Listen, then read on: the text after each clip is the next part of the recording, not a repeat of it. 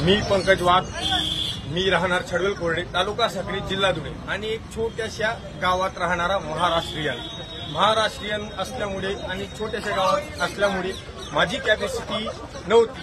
कारण तुम्ही माझ्या मागे बघतच आहात, हा आग्र्याचा लाल किल्ला आहे आणि या लाल किल्ल्यावर येण्यासाठी लोक 10,000, 5,000 हजार खर्च करतात. एवढी कॅपॅसिटी माझी नव्हती.